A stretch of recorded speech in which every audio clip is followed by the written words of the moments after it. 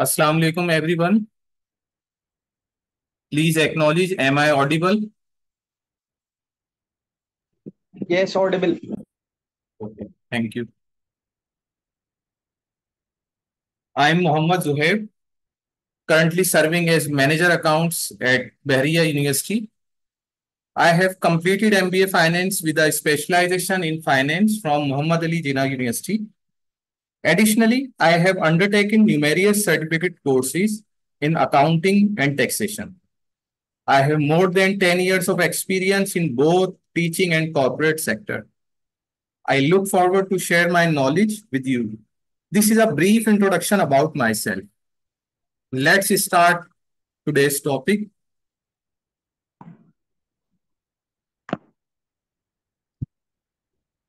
Agenda of today's presentation: benefits of computerized accounting, salient features, learning outcomes, training modules in detail, value added services, about UXL, trainer profile, fee and special offer.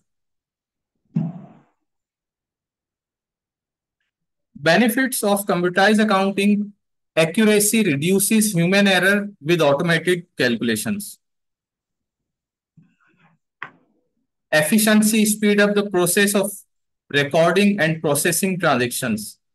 Real-time data provides up-to-date financial information. अच्छा, अब इस पे थोड़ी सी बात कर लेते हैं। Benefits of computerised accounting, सबसे पहले है एक्यूरेसी। अब आपके जहन में होगा कि जब हम मैनुअल अकाउंटिंग रिकॉर्ड कर रहे होते हैं तो उसमें क्या होता है कि एक एक ट्रांजेक्शन और जो स्टेप्स हैं आगे के वो हमने मैनुअली कैलकुलेट करने होते हैं। फॉर एग्जांपल अगर मैं बात करूं बिल्कुल बेसिक से, हमने रिकॉर्ड की जर्नल एंट्री। तो जर्नल एंट्री के बाद क्या होता है कि हमने एंट्री रिकॉर्ड करने के बाद अगर हमने लेजर क्रिएट करना होता है तो लेजर के लिए हमने मैनुअली ट्रांसफर करनी होती है entries into journal ledger. For example अगर मैंने एंट्रीज के बाद सेकंड स्टेप है मैंने लेजर अकाउंट क्रिएट करना है, तो लेजर अकाउंट के लिए क्या होगा कि मैंने मैन्युअली उन तमाम कैश की एंट्रीज को शिफ्ट करना होगा अपने लेजर अकाउंट में। तो फिर मुझे एक इंफॉर्मेशन मिलेगी कि हमारा जो कैश इनफ्लो है for the period, for the month, for the year, for the quarter कितना हुआ, कितना आउटफ्लो हुआ और जो नेट बैलेंस मेरे पास है वो कितना है। तो ये मैन्युअली हमने तमाम चीजें करनी होती है।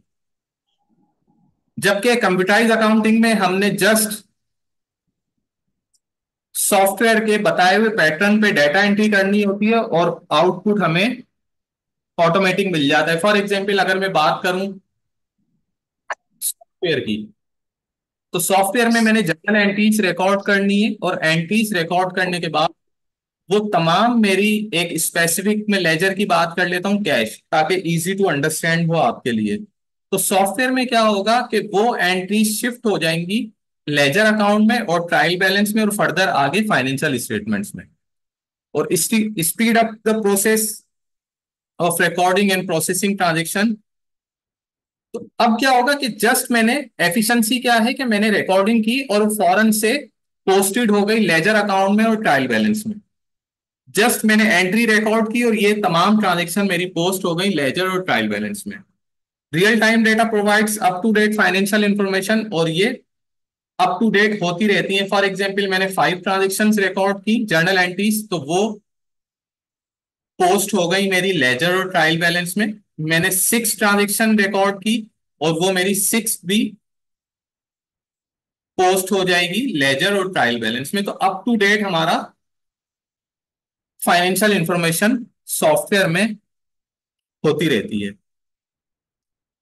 अब ये जो कोर्स है ये रिकमेंडेड है start career in finance and accounting, अगर आपने बिल्कुल स्टार्ट लिया है अभी, फ्रेश इंटरमीडिएट्स हैं, फ्रेश ग्रेजुएट्स हैं, या professional involve in accounting field, आपने ग्रेजुएशन कर ली है और आप किसी ना किसी इदारे में जॉब कर रहे हैं, तो आप तमाम के लिए ये रिकमेंडेड है। Learning outcomes: understand and apply fundamental accounting principles, prepare and analyze financial statements, utilize Microsoft for data management and financial analysis, navigate and use QuickBooks, Tally for business transaction and financial reporting. जो इसमें हम accounting software पढ़ेंगे वो क्विकबुक्स और tally है।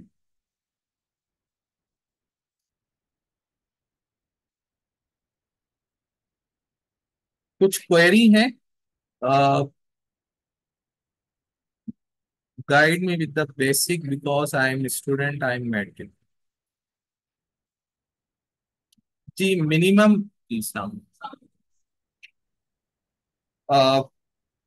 Minimum जैसे मैंने तलहा फारूक आपके लिए है मिनिमम, जैसे मैंने आपको बताया क्राइटेरिया जो एकेडमिक हमारा है वो इंटरमीडिएट है। ओके।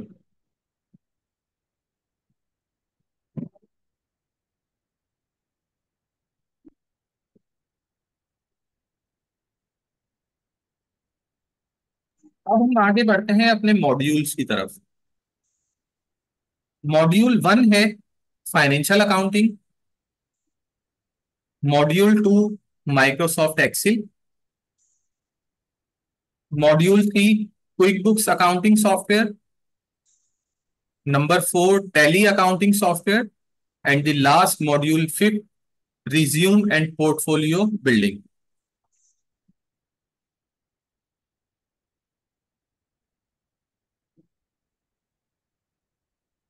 फाइनेंशियल अकाउंटिंग कि अगर मैं बात करूं, थोड़ा सा ओवरव्यू मैं यहाँ आपको दूंगा क्योंकि ये हमारे डिफरेंट मॉड्यूल्स हैं और ये तमाम टॉपिक्स एक सेशन में कुछ नंबर ऑफ आवर्स के सेशन में हम कंप्लीट नहीं कर सकते।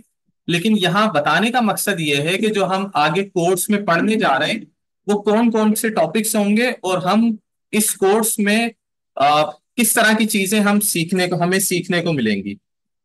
तो सबसे पहले डेफिनेशन, अगर आप डेफिनेशन लें तो फाइनेंशियल अकाउंटिंग की कोई भी एक बुक आप ले लें तो उसमें हर बुक में डिफरेंट डेफिनेशन होगी, लेकिन उसमें तीन जो चीजें हैं वो सिमिलर होंगी। क्या है?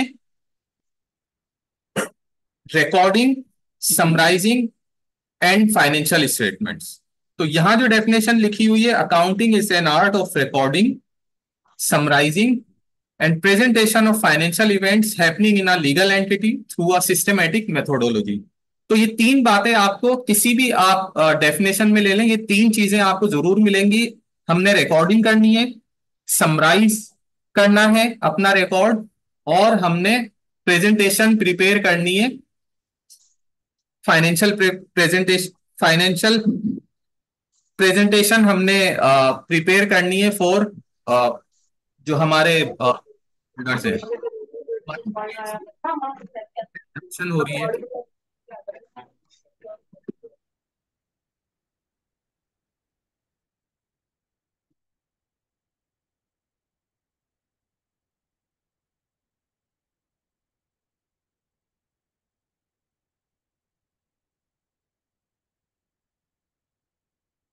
ओके, ये तो हमने देखा कि हम डेफिनेशन की अभी हमने बात की।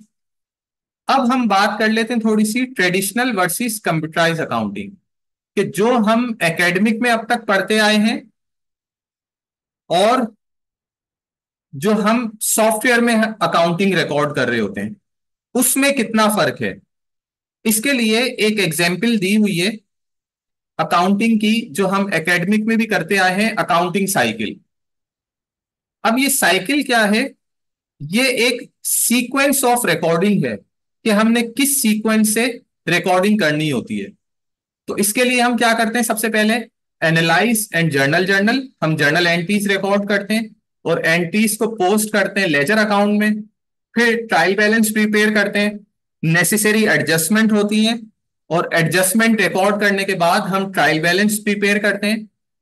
एडजस्टेड ट्रायल बैलेंस के बाद हम फाइनेंशियल स्टेटमेंट्स की तरफ आते हैं और फिर क्लोजिंग एंट्रीज और post closing final trial balance. ये तो हम कर रहे होते हैं मैनुअल अकाउंटिंग में। अब ये तमाम जो एक सीक्वेंस मैंने आपको बताया, इस तमाम के लिए हमें क्या करना होता है कि step by step her point को हमने कंप्लीट करना होता है। अब ट्रेडिशनल अकाउंटिंग में क्या हुआ कि एक डेटा आपको मिला और डेटा को आपने मैनुअल प्रोसेस किया, और प्रोसेस करने के बाद एक इंफॉर्मेशन, एक आउटकम आपको मिला। फॉर एग्जाम्पल, जैसे मैंने अभी थोड़ी देर पहले बात की थी कि हमने मैनुअली जर्नल एंट्रीज रिकॉर्ड की, और जर्नल एंट्रीज रिकॉर्ड करने के बाद हमने प्रोसेस किया। फॉर एग्जाम्पल, एंट्रीज हमने जर्नल रिकॉर्ड की, और रिकॉर्ड करने के बाद हमने एंट्रीज को पोस्ट किया ट्रायल बैलेंस में। ट्रायल बैलेंस के बाद हमने एडजस्टमेंट, फिर फाइनेंशियल स्टेटमेंट्स, और क्लोजिंग एंट्रीज और पोस्ट क्लोजिंग एंट्रीज, ये तमाम एक्टिविटीज हम कर रहे होते हैं मैनुअल अकाउंटिंग में। जबकि कंप्यूटराइज अकाउंटिंग में क्या फर्क है, अब डिफ्रेंशिएट करते हैं इसको। Automated process using software to handle accounting task. Information मिली, फॉर एग्जाम्पल आपको पेमेंट्स के लिए बिल्स रिसीव हो गए, रिसीविंग के लिए आपको कुछ चेक्स, लेटर्स, हमने जो बिल्स हमें रिसीव हुए, हमने सॉफ्टवेयर के बताए हुए पैटर्न पे डाटा एंट्री करनी है। सॉफ्टवेयर ऑटोमेटेड प्रोसेस करेगा, और प्रोसेस करने के बाद आउटकम क्या मिला हमें, इंफॉर्मेशन हमें क्या मिली सॉफ्टवेयर के थ्रू, कि हमारे लेजर अकाउंट प्रिपेयर हो गए automatic, trial balance automatic prepare हो गया हमारा, फाइनेंशियल स्टेटमेंट्स हमारी ऑटोमेटिक प्रिपेयर हो गई। सिर्फ इतना ही नहीं, हमारी इन्वेंट्री भी मेंटेन हो जाएगी। फॉर एग्जांपल, हमने गुड्स परचेज किए, गुड्स हमने सेल किए, अब इन्वेंट्री भी हमारी साथ साथ मेंटेन होती जाएगी कि कितनी क्वांटिटी में हमने इन्वेंट्री, और किस टाइप की इन्वेंट्री परचेज की, हमने जो इन्वेंट्री सेल की, और अभी हमारे पास ऑन हैंड कितनी इन्वेंट्री मौजूद है। और इसी के साथ साथ कस्टमर और वेंडर के भी बैलेंसेस हमारे पास मेंटेन होते जाएंगे। अब ये तमाम जो इन्वेंट्री की बात कर रहा हूँ, कस्टमर वेंडर की बात कर रहा हूँ, ये रिपोर्ट्स की फॉर्म में होंगी, और डिफरेंट टाइप्स की रिपोर्ट्स हम एक अकाउंटिंग सॉफ्टवेयर से देख सकते हैं।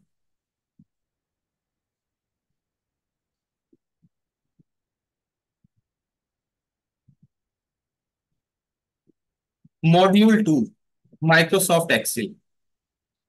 Microsoft Excel is a widely used spreadsheet program developed by Microsoft. A part of the Microsoft Suite software, it is an electronic spreadsheet with numerous rows and columns used for organizing data, graphically representing data, and perform different calculations. It consists of 1 million rows, 16,000 columns, approx label A to XFD. A row and column together make a cell. Each cell has an address defined by column name and row number, example A1, A2, D2, C2, etc. This is also known as a cell reference. अब ये जो बात की हमने कि Microsoft Excel spreadsheet programme, हम spreadsheet इसमें बना सकते हैं।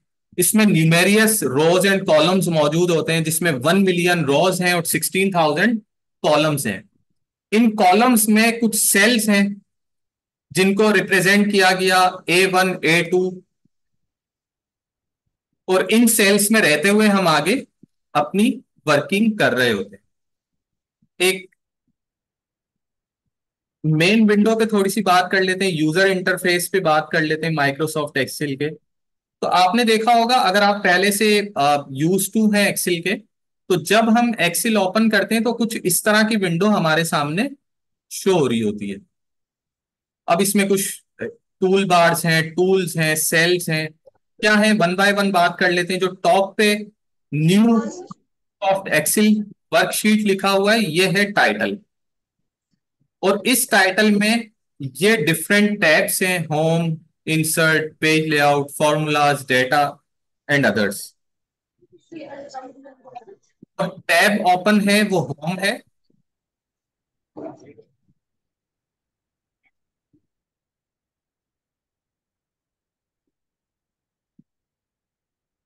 इस होम के टैब में डिफरेंट टूल्स आपको नजर आ रहे हैं और नीचे नाम लिखा हुआ है क्लिपबोर्ड। ये एक ग्रुप है क्लिपबोर्ड का। फॉन्ट से रिलेटेड टूल्स हैं, फॉन्ट से रिलेटेड एक ग्रुप है। अलाइनमेंट से रिलेटेड टूल्स हैं, ये ग्रुप है। नंबर्स और इसी तरह अदर्स ग्रुप भी इसमें मौजूद हैं। अब ये रेड हाईलाइटेड है, इसमें है फॉर्मूला बार।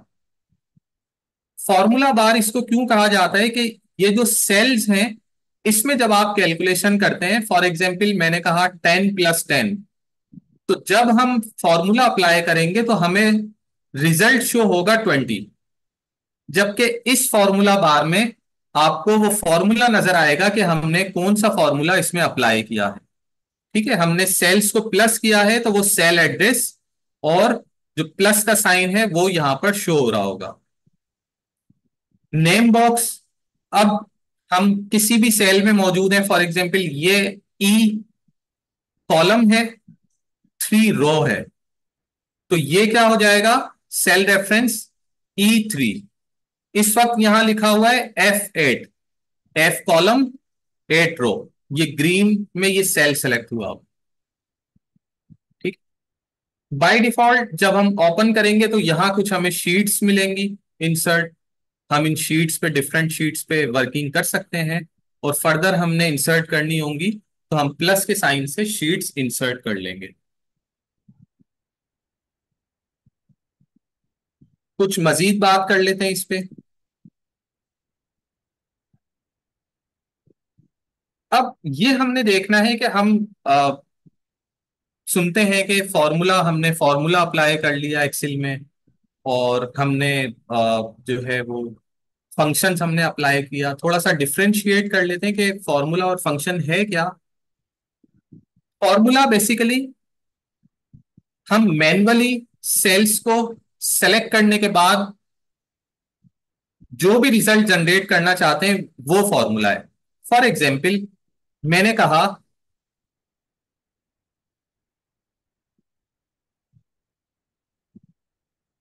ये एक व्यू नजर आ रहा है आपको शीट का, और इसमें देखें A1 सेल में 5 नंबर एंटर है और B1 में 5 है। अब इसमें मैंने कहा मैंने रिजल्ट जनरेट करना है, मैं कहूंगा equals to A1 plus B1। तो अब ये जो मैन्युअली अप्लाई मैंने किया है ये फॉर्मूला है। मैंने मल्टीप्लाई करना है, मैंने कहा A1 मल्टीप्लाई का साइन में अप्लाई करूंगा मैन्युअली और B1 को सेलेक्ट करूंगा, ये फॉर्मूला है। डिवाइड मैंने करना है, मैं एवरेज लेना चाह रहा हूं, मैं 5 को 5 से डिवाइड कर दूंगा, A1 डिवाइडेड बाय B1, तो रिजल्ट मुझे यहां मिल जाएगा 1। तो ये हम फॉर्मूलाज अप्लाई कर रहे हैं इस बेसिक अर्थमेटिक कैलकुलेशन में। अब फंक्शन क्या है, फंक्शन बेसिकली आपने नाम सुना होगा सम, जो इसमें इनबिल्ट हो। फॉर एग्जाम्पल मैंने प्लस करना है, तो अभी मैंने फॉर्मूले की मदद से क्या किया, मैन्युअली सेल्स को, मैन्युअली फिगर्स को सेलेक्ट किया और रिजल्ट जनरेट किया। मैंने कहा first value plus second value, enter, result generate हुआ 10। ये फॉर्मूला है। अब इनबिल्ट जो इसमें फॉर्मूलाज होंगे उन्हें कहते हैं फंक्शंस। फॉर एग्जाम्पल ये 2 वैल्यूज हैं या नंबर ऑफ वैल्यूज हैं, मैंने उन्हें प्लस करना है तो मैं उसमें फंक्शन अप्लाई करूंगा सम का। ये बिल्कुल बेसिक फंक्शन है, प्लस के लिए यूज किया जाता है। तो मैं कहूंगा इक्वल्स टू सम और रेंज सेलेक्ट करूंगा जिस रेंज में मैंने प्लस करना है वैल्यूज को, और ब्रैकेट क्लोज करके एंटर कर दूंगा, तो ये होगा फंक्शन सम का। तो ये एक छोटा सा एक ओवरव्यू है कि फॉर्मूलाज किस तरह से अप्लाई किए जाते हैं और फंक्शंस किस तरह से अप्लाई किए जाते हैं। अब यहां आप देख रहे हैं कुछ बेसिक अर्थमेटिक कैलकुलेशन जिसमें मल्टीप्लिकेशन की बात हो रही है, डिवीजन की बात हो रही है, ऐड और सब्सट्रैक्ट की बात हो रही है। ये तमाम है फॉर्मूलाज। कुछ मजीद बात कर लेते हैं। अब एक फीचर है एक्सेल में pivot table. Pivot table basically data को एनालाइज करने के लिए, समराइज करने के लिए और क्विकली एक रिपोर्ट के लिए यूज किया जाता है। इसकी एग्जाम्पल फर्स्ट पिक्चर में हम देखेंगे यहाँ एच टी ट्रेडर्स की सेल्स रिपोर्ट है for the month of July 2024। इसमें डेटा एंट्री कुछ की गई है जिसमें सेल्स में नेम एंटर किए गए हैं, आइटम्स, रेट, क्वांटिटी, अमाउंट और कमीशन। 2% कमीशन कैलकुलेट किया गया है सेल्समैन का ऑन टोटल वैल्यू। तो ये हमने इंडिविजुअल डाटा एंट्री कर ली। ओके, एक सेलमैन ने एक आइटम सेल किया और उसकी इंफॉर्मेशन हमने एंटर कर ली कि आइटम प्राइस क्या है, क्वांटिटी, टोटल अमाउंट कितना बनता है और इनका जो 2% कमीशन गिवन है फील्ड्स में वो हमने मैनुअली डाटा एंट्री करते गए और हमने ये तमाम data entry for the month of July की रिकॉर्ड कर ली। अब रिकॉर्ड करने के बाद बॉस की रिक्वायरमेंट है कि मुझे ये बताएं कि एक सेल्समैन है कामरान, उन्होंने टोटल सेल्स कितने की है और उनका टोटल कमीशन जुलाई का कितना बना। तो क्या हम इस डेटा से बता सकते हैं? बिल्कुल नहीं बता सकते। अगर हमारी रिक्वायरमेंट है कि ये बताएं कि सेल्समैन है सलमान, उनका टोटल कमीशन कितना है, हम नहीं बता सकते। अगर ये बात की जाए कि ये बता दें कि इनमें टोटल जो कमीशन है वो कितना है जुलाई का, हम नहीं बता सकते। अगर हमसे ये पूछा जाए कि ये बता दें टॉप 3 सेल्समैन बता दें कि फर्स्ट नंबर पे ये हैं सेल्स में, सेकंड नंबर पे और थर्ड नंबर पे कौन है, क्योंकि ये रॉ एक डाटा एंट्री है, हम इसमें से नहीं बता सकते। तो इसके लिए हमने क्या किया, एक फील्ड यूज की, एक टूल यूज किया हमने पाइवट टेबल का। और साथ ही सेकंड पिक्चर में आपको एक रिपोर्ट की फॉर्म में शो हो रही है कि फर्स्ट सेल्समैन है आरिफ, इनकी सेल्स है 213,000 और जो इनका 2% कमीशन बना है वो 4,267। अब ये जो एक रिपोर्ट हमने जनरेट की है ये हमने जस्ट 1 क्लिक पे हमने जनरेट की है और जो कि हमने टूल यूज किया है पाइवट टेबल का। इसी तरह इसी रिपोर्ट में हम देखेंगे सेकंड सेल्समैन है आसिफ, इन्होंने जो आइटम सेल्स किए हैं वो लिस्ट मौजूद है। टोटल सेल्स कितनी है इनकी, 1.07 मिलियन और जो इनका 2% कमीशन बना है वो 21,407। इसी तरह अगर टोटल सेल्स की बात की जाए तो इस महीने में जो इस आउटलेट ने कह सकते हैं इस कंपनी ने जो सेल्स की है वो 7.8 मिलियन की सेल्स की है और जो कमीशन पे करना है हमने सेल्समैन को वो 1,56,000 हमने सेल्स का कमीशन पे करना। विजिबल है ना?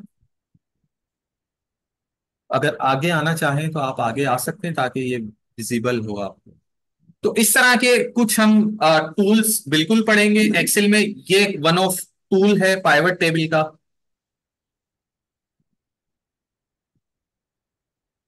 सेकंड नंबर पे है pivot chart. A pivot chart is a graphical representation of a pivot table. It provides a visual way to see pattern, trend and comparison in your data. अब जो previous slide में हमने data, हमने एक raw data से एक report generate की और रिपोर्ट जनरेट करने के बाद हमने ये एनालाइज कर लिया कि हमारे सेल्समैन ने की क्या प्रोग्रेस थी और जो सेल्समैन का कमीशन हमने पे करना है वो कितना है। अब उसी डेटा को यहां ग्राफिकल रिप्रेजेंट किया गया है। इसमें हम देखेंगे यहां कुछ नंबर्स लिखे हुए हैं मिलियंस में और नीचे जो बॉर्डर पे हैं आइटम्स दिए हुए हैं। जैसे कि हम मैथमेटिक्स में है एक्स एक्सिस और वाई एक्सिस हमने पढ़ा, इसमें ये वर्टिकल और ये हॉरिजॉन्टल। ठीक है, ये वर्टिकल एक्सिस, हॉरिजॉन्टल एक्सिस, इसके अंदर ये कुछ ग्रिड लाइंस हैं और ये जो बार्स शो हो रही हैं, ये जो कॉलम्स शो हो रहे हैं, ये रिप्रेजेंट कर रहे हैं टोटल सेल्स को। और इसी तरह जो पर्पल बिल्कुल माइनर में है ये रिप्रेजेंट कर रहे हैं जो हमने कमीशन पे करना है अपने सेल्समैन को। तो हम इस तरह से ग्राफिकली रिप्रेजेंटेशन अपनी चार्ट के थ्रू बता सकते हैं। इसी तरह एक और एग्जाम्पल है पाइवट चार्ट की, ये भी जस्ट वन क्लिक में हमने जनरेट करना है। अब देखें, इसमें कुछ नंबर्स लिखे हुए हैं और 7% है एक स्पेसिफिक एरियाज में। फॉर एग्जाम्पल मैंने कहा सेल्समैन लिस्ट यहां पर है, ये लेजेंड्स कहलाते हैं। इनमें आरिफ, आरिफ इनका जो कमीशन है वो 4267 कमीशन है, जो कि इस टोटल कमीशन का 3% बनता है। इसी तरह सेकंड नंबर पे है आसिफ, इनका कमीशन 32 और जो इस टोटल कमीशन में 21% है। और इन तमाम सेल्समैन का, जैसे कि यहां अगर हम बात करें नौमान, इनका 36,000, 23% कमीशन है। तो वो जो प्रीवियस स्लाइड्स में हमने रिपोर्ट देखी थी और उसमें जो हमने डेटा देखा था, ये जो चार्ट क्रिएट किया गया है ये कमीशन पे हमने क्रिएट किया है। जो न्यूमेरिक वैल्यूज थी कमीशन की, उन पे हमने क्रिएट किया है ताकि हम ग्राफिकली रिप्रेजेंट कर दें कि कितनी परसेंटेज है कमीशन की किस सेल्समैन की। और साथ अमाउंट भी मेंशन है कि ये स्पेसिफिक अमाउंट है इन सेल्समैन का। तो इसी तरह और बहुत सी एग्जाम्पल से भी हम डिफरेंट चार्ट्स क्रिएट कर सकते हैं।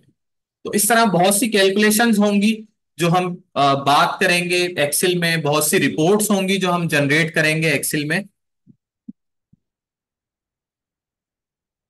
सेकंड मॉड्यूल एक्सेल कुछ इस तरह के फीचर्स हैं। मॉड्यूल 3 में जो हम अकाउंटिंग सॉफ्टवेयर पढ़ेंगे वो है quick books. Quick books is a comprehensive accounting software developed and marketed by Insure. It is a designed to cater to small and medium-sized businesses. Accounting needs, offering a range of features to manage various aspects of financial and business operations. जो quick books है वो small और medium size organisations में use किया जाता है। Quick books का जो डैशबोर्ड है, जो मेन विंडो है, वो कुछ इस तरह से शो होगी। इसमें कुछ फीचर्स हैं, वेंडर से रिलेटेड फीचर्स हैं। वेंडर कौन है? जिससे हम परचेज करेंगे अपनी इन्वेंट्री। कस्टमर जिनको हम सेल करेंगे, और एम्प्लॉइज जो उस ऑर्गेनाइजेशन में काम कर रहे होंगे, हम एम्प्लॉइज का पेरोल मैनेज करेंगे। ये कुछ डैशबोर्ड पे शो हो रहा है। इसी के साथ साथ इस डैशबोर्ड में कुछ इन्वेंट्री आइटम्स जो माल तिजारत होगा वो हम यहां से क्रिएट करेंगे, चार्ट ऑफ अकाउंट्स क्रिएट करेंगे, चेक्स राइट करेंगे और बैंकिंग के फीचर्स यूज करेंगे।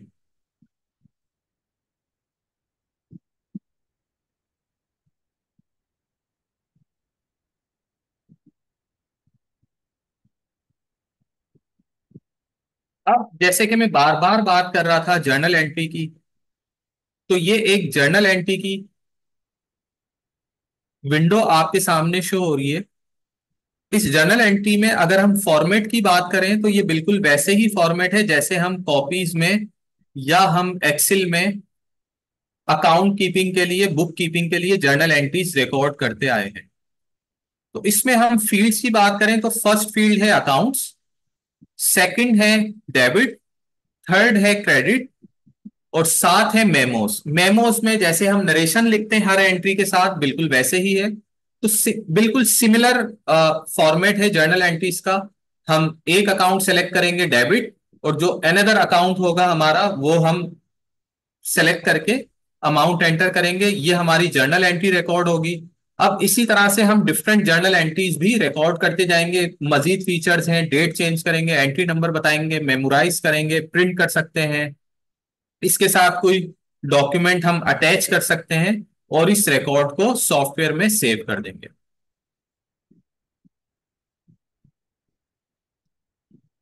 सेकंड नंबर पे इनवॉइसिस, हम इसमें इनवॉइसिस भी जनरेट कर सकते हैं। फॉर एग्जांपल ये एक सेल्स इनवॉइस की बात हो रही है। हम कस्टमर सेलेक्ट करेंगे, item description, quantity, rate, amount, transaction date, invoice number enter करेंगे और इस इनवॉइस को सेव कर देंगे। अब इस इनवॉइस को सेव करने से सिंपल ये एक फॉर्मेट है, हमने इसमें डेटा एंट्री की। डेटा एंट्री से बेनिफिट हमें क्या होगा कि हमारा जो एक इस ये जो इनवॉइस है हम इसको प्रिंट कर सकते हैं। बिल्कुल वैसे ही इनवॉइस होगी जैसे फॉर एग्जांपल हम मार्केट जाते हैं और मार्केट जाने के बाद हमने कहा एक लैपटॉप हमने परचेज करना है, लैपटॉप परचेज किया, ये स्पेसिफिकेशन होनी चाहिए, ओके, आपको प्रोवाइड किया आपके वेंडर ने, और फिर वो 7 लैपटॉप के एक आपको बिल भी देता है। उस बिल में एक कंप्लीट इंफॉर्मेशन होगी कि इसकी डिस्क्रिप्शन क्या है, इस आइटम की कितनी अमाउंट है, कितनी क्वांटिटी में हमने ये परचेज किया है, और टोटल अमाउंट कितना बनता है। तो ये इस फॉर्म को फिल करने के बाद ऑटोमेटिक आपकी इनवॉइस जनरेट हो जाएगी। इनवॉइस जनरेट होने के साथ साथ हमने कस्टमर से कितने पैसे लेने हैं, रिपोर्ट्स जनरेट हो गई। एक होता है एजिंग, बैड डेट के चैप्टर में, कि जी जो रिसीवेबल है हमारा कस्टमर का, उसकी एजिंग क्या है, कि 1 to 15 डेज है, 15 to 30 डेज है, 45 डेज है, और 90 डेज है। कितनी एजिंग है इस रिसीवेबल की, कितना पुराना है ये रिसीवेबल जो अब तक रिसीव नहीं हुआ, वो रिपोर्ट्स आपकी जनरेट हो जाएंगी।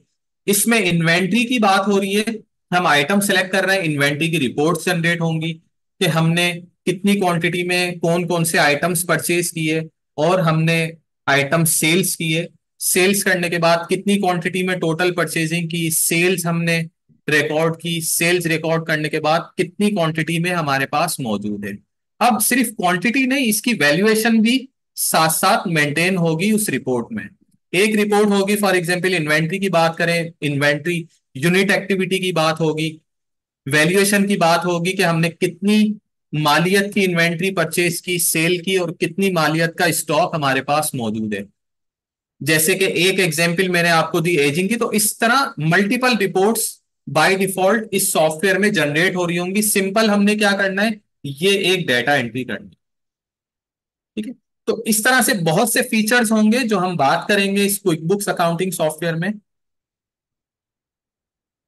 इनवॉइस की बात कर रहा था, ये हमने फील्ड्स फिल की, फिल करने के बाद ये एक इनवॉइस जनरेट हो गई, ये प्रीव्यू है इनवॉइस का। डेट, डिटेल क्या है आपके कस्टमर की, कौन कौन से आइटम्स हैं जो हम सेल करने जा रहे हैं, टोटल अमाउंट कितना बनता है, सेल्स टैक्स, हम टैक्सेशन की बात करेंगे कि टैक्सेशन कैसे करते हैं हम अपनी इनवॉइसिस पे, डिस्काउंट की बात करेंगे कि हम डिस्काउंट कैसे मैनेज करते हैं, और टोटल हमारा आउटस्टैंडिंग बैलेंस कितना है। ये एक इनवॉइस की फॉर्म में, जैसे मैं थोड़ी देर पहले बात कर रहा था, ये हमारी इनवॉइस भी इस तरह जनरेट हो जाएगी, और बाकी जो अदर रिपोर्ट्स हैं वो भी ऑटोमेटिक जनरेट हो जाएंगी जस्ट सिंपल डाटा एंट्री के थ्रू।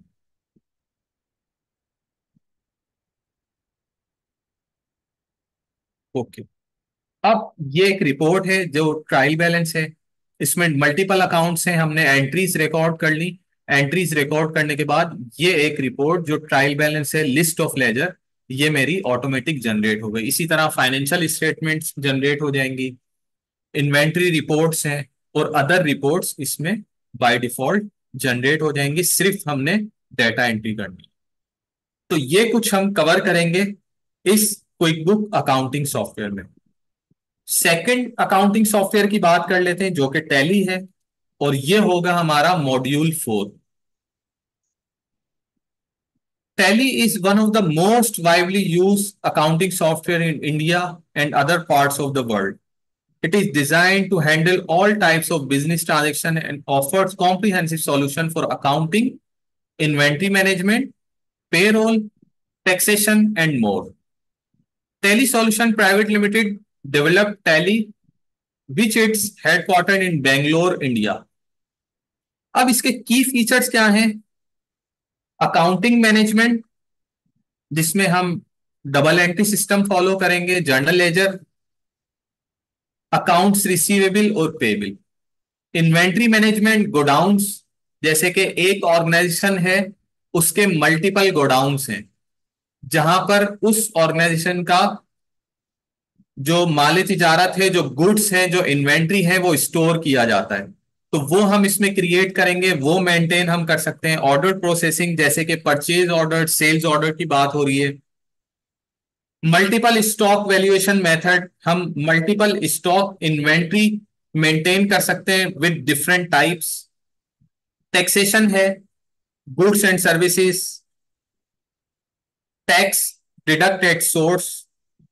पेरोल मैनेजमेंट, हम पेरोल भी मैनेज कर सकते हैं, एम्प्लॉइज रिकॉर्ड, पे heads, salary processing, reports, financial reports, inventory, customer vendor reports and payroll reports, ये कुछ जनरेट होंगी रिपोर्ट्स में।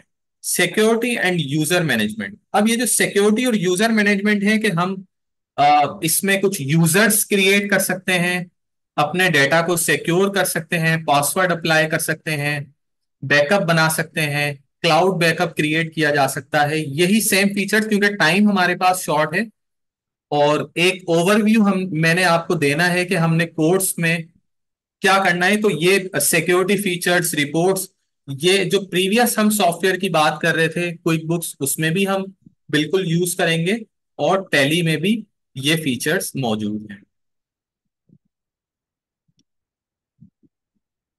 टैली में वाउचर सिस्टम है, जैसे कि हमने क्विक बुक्स में देखा था, एक फॉर्म हमारे पास मौजूद था और उसमें हमने जर्नल एंट्रीज रिकॉर्ड की थी और वो सिंपल फॉर्म था, जैसे कि हम मैनुअली या बुक्स में या प्रीवियस एकेडमिक में हम जर्नल एंट्रीज रिकॉर्ड करते आए हैं, सेम उसी तरह का फॉर्म हमारे पास मौजूद था और उसमें हमने सिंपल जर्नल एंट्रीज रिकॉर्ड कर ली और रिपोर्ट्स हमारी ऑटोमेटिक जनरेट हो गई, जिसकी हमने बात की थी। अब टैली में वाउचर सिस्टम है। Voucher system क्या है? A voucher system in accounting and financial management is a document that serves as evidence for a business transaction. It contains detail about the transaction, including date, amount, account, description of transaction. Voucher are used to ensure that transactions are properly authorized, recorded, and accounting for in the books of accounts. अब ये जो voucher system है, जैसे कि आपने नाम सुना होगा, थोड़ा सा हम बैंकिंग की बात कर लें तो बैंकिंग में हमने डिपॉजिट करना होता था तो हम बैंक जाते थे, वहां पर डिपॉजिट के लिए हमें वाउचर दिया जाता था, उस वाउचर में हम इंफॉर्मेशन एंटर करने के बाद अपना अमाउंट डिपॉजिट करते थे। तो वाउचर सिस्टम यूज किया जाता था, क्यों? क्योंकि वो एक एविडेंस है फॉर रिसीविंग पेमेंट और जेवीज, जो हम जर्नल एंट्रीज रिकॉर्ड करते हैं। कितनी टाइप्स हैं टैली में? अकाउंटिंग वाउचर हैं, अकाउंटिंग वाउचर में contra voucher, receipt voucher, payment voucher, journal voucher, sales purchase vouchers, credit and debit note vouchers. ये कुछ अकाउंटिंग वाउचर हैं। इसी तरह इन्वेंट्री वाउचर हैं, जिसमें purchase order, sales order voucher और स्टॉक जर्नल वाउचर। हम स्टॉक को कैसे मेंटेन कर सकते हैं, हम मैन्युफैक्चरिंग की ट्रांजैक्शन कैसे कर सकते हैं, वो स्टॉक वाउचर में हम रिकॉर्ड करेंगे। इसी तरह पेरोल से रिलेटेड जो हम एम्प्लॉइज का पेरोल मेंटेन करेंगे टैली में, उसमें पेरोल वाउचर मौजूद है। अब होगा कैसे इसका इंटरफेस? ये कुछ इंटरफेस इस तरह से हमारा टैली, जिसमें लेफ्ट साइड पे लिस्ट ऑफ सेलेक्टेड कंपनी, जिस कंपनी पे हम काम कर रहे होंगे या जितनी हमने मल्टीपल कंपनीज क्रिएट की भी होंगी, उनकी लिस्ट यहां पर हमें इस सॉफ्टवेयर में लेफ्ट साइड पे शो हो रही होंगी। राइट साइड की बात करें तो ये तमाम फीचर्स हैं, जिसमें सबसे पहला है accounts info, payroll info, inventory info. और ट्रांजेक्शन के लिए अकाउंटिंग वाउचर, जैसे कि हमने प्रीवियस बात की थी कितने किस्म के अकाउंटिंग वाउचर हैं, payroll vouchers, inventory vouchers. Data import किया जा सकता है, मल्टीपल रिपोर्ट्स मौजूद हैं, balance sheet, profit and loss account, stock summary, ratio और डिस्प्ले। इस डिस्प्ले में जाकर भी कुछ मल्टीपल रिपोर्ट्स हैं, लेजर अकाउंट हैं, डे बुक हैं, ट्रायल बैलेंस है और अदर रिपोर्ट्स इसमें शामिल हैं। इसी तरह इस बार में हम देखेंगे तो हम कंपनी को कैसे सेलेक्ट करेंगे, शट करेंगे, कंपनी की इंफॉर्मेशन हम कैसे एंटर करेंगे, जो पीरियड है कंपनी का, किस स्पेसिफिक पीरियड में हमने ट्रांजेक्शन्स रिकॉर्ड करनी है वो हम यहाँ पर बताएंगे। तो इसी तरह से और फीचर्स मौजूद हैं जिनकी हम बात करेंगे इस टैली अकाउंटिंग सॉफ्टवेयर में। अब ये तो हो गया यूजर इंटरफेस। अब वाउचर किस तरह का होगा वो हम बात कर लेते हैं। जैसे कि परचेज वाउचर। अब परचेज वाउचर इससे रिलेट करता है इन्वेंट्री मैनेजमेंट से, जो हमने प्रीवियस स्लाइड में देखा था। तो हम परचेज किस पार्टी से कर रहे हैं, किस वेंडर से कर रहे हैं, अब ये सिंपल एक फॉर्म है, ये हमने फिल करना है। अकाउंट सेलेक्ट करेंगे, कौन कौन से आइटम है जो हम परचेज करने जा रहे हैं, वो लिस्ट ऑफ आइटम है, कितनी क्वांटिटी में, रेट, अमाउंट और नरेशन एंटर करेंगे और इस ट्रांजेक्शन को सेव कर देंगे। सेव करने के साथ सेम वही फीचर्स हमें मिलेंगे जैसे कि हमने बात की थी क्विक बुक्स में, कि हमारी इनवॉइस जनरेट होगी, इन्वेंट्री मेंटेन होगी, अकाउंट्स मेंटेन होंगे और फाइनेंशियल स्टेटमेंट्स हमारी जनरेट होंगी। सेम इस अकाउंटिंग सॉफ्टवेयर में भी होंगी, लेकिन इसमें क्या है, एक डेटा एंट्री का पैटर्न डिफरेंट है, वे ऑफ वर्क डिफरेंट है, फीचर्स बहुत से डिफरेंट हैं, दोनों सॉफ्टवेयर में सिमिलर नहीं है, और टैली की अपनी रिपोर्ट्स हैं और क्विक बुक्स की अपनी रिपोर्ट्स हैं। ये कुछ हमने बात की अकाउंटिंग सॉफ्टवेयर की। अब स्टॉक जर्नल की हम बात कर लेते हैं, जो कि इन्वेंट्री से रिलेटेड था। कि फॉर एग्जांपल अगर कोई हम मैन्युफैक्चरिंग की ट्रांजेक्शन करने जा रहे हैं, हमारी जो इंडस्ट्री है वो मैन्युफैक्चरिंग है, फॉर एग्जांपल गारमेंट से रिलेटेड ले लेते हैं, हमने फैब्रिक परचेज किया, थ्रेड परचेज किया, लोगो परचेज किए, ये हमने रॉ रॉ मटेरियल परचेज किया और हम इसको कन्वर्ट करने जा रहे हैं फिनिश गुड्स में। तो इस ट्रांजेक्शन को हम कैसे रिकॉर्ड करेंगे, वो हम इस मैन्युफैक्चरिंग जर्नल में करेंगे। हम अपनी कंजप्शन बताएंगे, रॉ मटेरियल बताएंगे, कौन सा आइटम हम प्रोड्यूस करने जा रहे हैं, फिनिश गुड्स बताएंगे, इस पे लेबर लगा है, कोई टैक्सीज हैं, कोई दूसरी चीजें हैं, फैक्ट्री ओवरहेड है, वो हम इसमें बताएंगे और इस ट्रांजेक्शन को सेव कर देंगे। इसी तरह अगर जो है बाइक ऑटोमोबाइल है, तो उसमें हम पार्ट्स हमारे कौन से हैं, हैंडल है, टायर्स हैं, सीट है, तमाम हम मटेरियल है और क्या है, मोटर बाइक हम प्रोड्यूस। तो इस तरह की एक्टिविटीज भी हम इसमें हैं।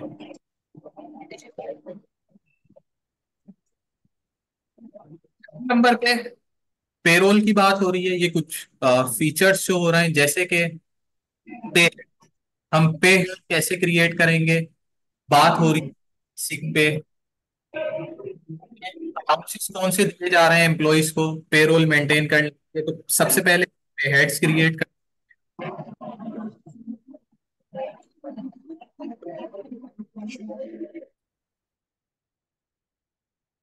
पे हेड्स के लिए बेसिक पे, house rent, convince allowance, medical allowance, fuel allowance, ये तमाम पे हेड्स हैं, ये हम क्रिएट करेंगे टैली में। पे हेड्स क्रिएट करने के बाद, ये तो मैंने बात की कुछ अलाउंसेस की, हम डिडक्शन की बात कर लेते हैं। लोन हमने दिया हुआ, इंस्टॉलमेंट डिडक्ट हो रही है, टैक्स हमने डिडक्ट करना है पे से। तो इस तरह के तमाम पे हेड्स जो अलाउंसेस से रिलेटेड होंगे और डिडक्शन से रिलेटेड होंगे, वो तमाम हम एक सर्टेन प्रोसीजर के थ्रू क्रिएट करेंगे। क्रिएट करने के साथ साथ हम इसमें एम्प्लॉयज क्रिएट करेंगे। सेकंड पिक्चर एम्प्लॉय क्रिएशन की है, employee name, date of joining, employee की जर्नल इंफॉर्मेशन के, एम्प्लॉय नंबर, डेजिग्नेशन क्या है, किस लोकेशन पे है, date of birth, blood group. तो एम्प्लॉय से रिलेटेड जर्नल इंफॉर्मेशन हम एंटर करेंगे। Payment detail, employee bank account detail mention करेंगे, ताकि जब हम पेरोल क्रिएट करें तो पेरोल क्रिएट करने के साथ साथ हम इस एम्प्लॉय की जो पे है वो किस अकाउंट में डिसबर्स करेंगे। तो जब हम यहां पर इंफॉर्मेशन एंटर कर लेंगे तो हम इजीली पे एम्प्लॉय के बैंक अकाउंट में डिसबर्स कर सकते हैं। तो ये कुछ एम्प्लॉय क्रिएशन की हम बात करेंगे और मजीद पेरोल फीचर्स हैं उनकी हम बात करेंगे। तो ये हमारा पेरोल इसमें टैली अकाउंटिंग सॉफ्टवेयर में मेंटेन हो जाएगा। ओके, ये तमाम एक्टिविटी करने के बाद, ये तमाम प्रोसेस से गुजरने के बाद क्या होगा, एक बेसिक रिपोर्ट यहां पर शो की गई है। जैसे कि प्रीवियस स्लाइड में हम एम्प्लॉय क्रिएट कर रहे थे, आसिफ। तो देखें यहां पर categories, finance department, human resource, marketing department और जितने भी अदर डिपार्टमेंट्स होंगे हम डिपार्टमेंट वाइज मेंटेन करेंगे। एम्प्लॉय नेम क्या है, कौन कौन से अलाउंसेस पे किए जा रहे हैं, जैसे कि मैंने बात की थी, बेसिक पे, convince allowance, house rent, medical allowance. Gross पे कितनी है इसकी, टोटल अर्निंग का मतलब है ग्रॉस पे एम्प्लॉय की। इनकम टैक्स कितना कैलकुलेट हुआ, लोन इंस्टॉलमेंट कितनी है, टोटल डिडक्शन, और नेट अमाउंट कितना है, नेट पे कितनी है।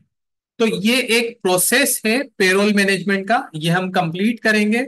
और कंप्लीट करने के बाद इस तरह से हमारी रिपोर्ट्स जनरेट हो जाएंगी, जिसमें डिपार्टमेंट्स भी आ रहे हैं, पे डिटेल भी मौजूद है, डिडक्शन भी मौजूद है, और ये एक पे शीट हमारे सामने मौजूद है। इसी के साथ साथ अगर मैं बात करूं रिपोर्ट्स की, और क्या रिपोर्ट्स हो सकती हैं, पे स्लिप जनरेट होगी एम्प्लॉय की, ये तो पे शीट है, कंसोलिडेटेड रिपोर्ट है तमाम एम्प्लॉयज की, कि कितनी कितनी पे है, कितने नंबर ऑफ एम्प्लॉयज हैं, टोटल सैलरी हमारी कितनी है, इंडिविजुअल की पे कितनी है, वो तमाम डिटेल यहाँ पर मौजूद होगी। और जो हम एम्प्लॉय को इशू करते हैं जी, फॉर द मंथ आपकी जो पे हमने डिसबर्स की है, वो हम पे स्लिप के थ्रू बताएंगे कि जी ये आपकी पे स्लिप है, इंडिविजुअल एम्प्लॉय को देंगे तो वो भी इसमें इस तरह की रिपोर्ट्स भी ऑटोमेटिक जनरेट हो। ठीक है, तो ये कुछ रिपोर्ट्स हैं जो हम टेली में देखेंगे। ये एक थोड़ी सी डिफरेंट रिपोर्ट है, ये हमने बात नहीं की थी क्विक बुक्स में। क्विक बुक्स में हमने डिफरेंट रिपोर्ट की बात की थी। तो यहाँ बताने का पे शीट का मतलब ये है कि वो तमाम रिपोर्ट्स भी जनरेट होंगी, फाइनेंशियल स्टेटमेंट्स भी टैली में जनरेट होंगी, ट्रायल बैलेंस, लेजर अकाउंट भी जनरेट होंगे। लेकिन एक ये थोड़ी सी यूनिक थी जो पे से रिलेटेड, जहां रिपोर्ट्स की हमने बात की। अब जो लास्ट मॉड्यूल होगा हमारा, module number 5, resume and portfolio building. This module is designed to guide participants through the process of creating a professional resume and portfolio that highlights their skills, achievements and experience effectively. इसमें जो हम topics cover करेंगे, introduction to resume building, एक detailed introduction आपको दिया जाएगा कि किस तरह से हम रिज्यूम बिल्ड करेंगे। राइटिंग इफेक्ट रिज्यूम कंटेंट, उसमें कंटेंट रिज्यूम क्रिएट करते वक्त जब हम राइट करेंगे तो उसमें किन किन चीजों का हमने ख्याल रखना है, उसमें कंटेंट कौन कौन से हमने ऐड करने। Creating eye catching portfolio, portfolio की बात करेंगे कि अगर हम किसी एक इंडिविजुअल की रिज्यूम राइट करने जा रहे हैं तो उसमें उस एम्प्लॉय, उस इंडिविजुअल का पोर्टफोलियो क्या होगा, उसकी academic qualification, certifications, projects, research, job experience, इस तरह की बात हम इस पोर्टफोलियो में करेंगे। और लास्ट में हम जब ये तमाम इंफॉर्मेशन हमारी गैदर हो जाएगी तो हमने डिजाइन कैसे करना है। ऐसा नहीं है कि हम जो है वो मल्टीपल कलर्स यूज कर रहे हो, एक जो है वो पैम्फलेट टाइप का एक रिज्यूम आप बना रहे हो, तो इस तरह का आप रिज्यूम देंगे तो वो तो किसी को भी देंगे तो वो कहेंगे कि जी ये तो एक नॉन प्रोफेशनल एक कैंडिडेट हैं जिन्होंने हमारे पास अप्लाई किया, तो वो मेरे ख्याल है आपका वाइड भी हो जाए। तो किस तरह से हमने अपने रिज्यूम को डिजाइन करना है, उसकी फॉर्मेटिंग कैसे करनी है, तो ये कुछ हम बात करेंगे अपने मॉड्यूल 5 में, रिज्यूम एंड पोर्टफोलियो बिल्डिंग में। By the end of the course, participants will have a strong understanding of how to tailor their resumes and portfolios to specific job roles and industries.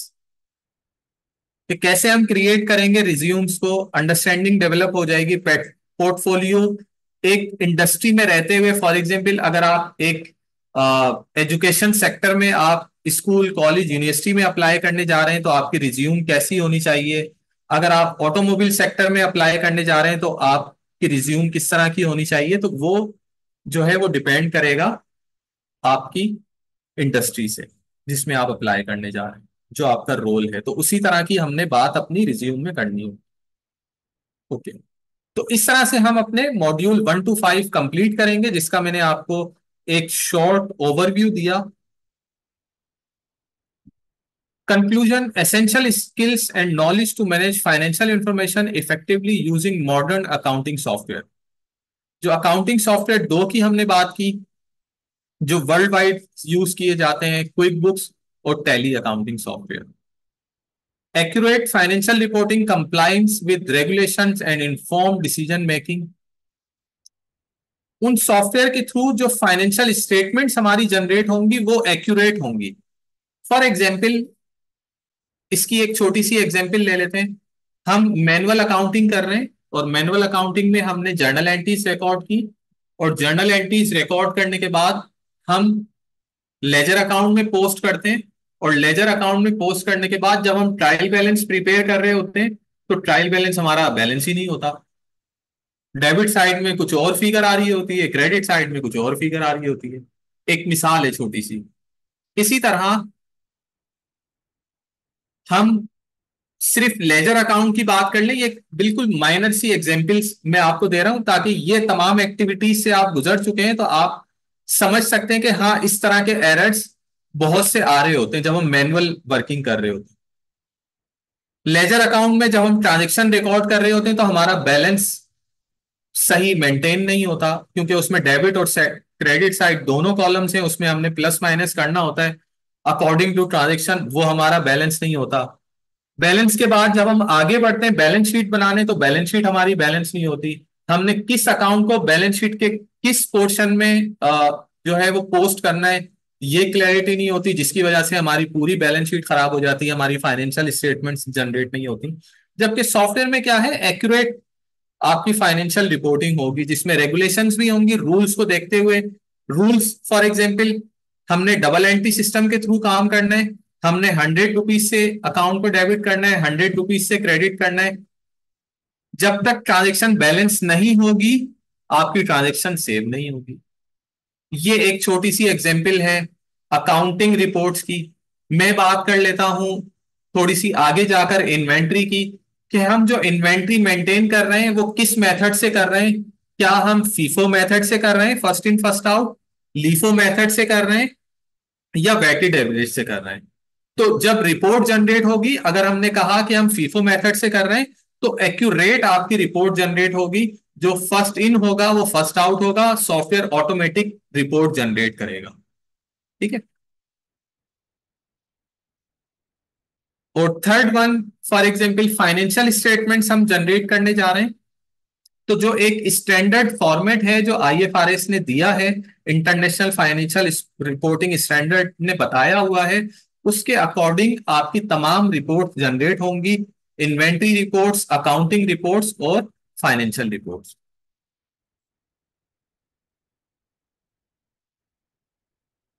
Third one, ensures well prepared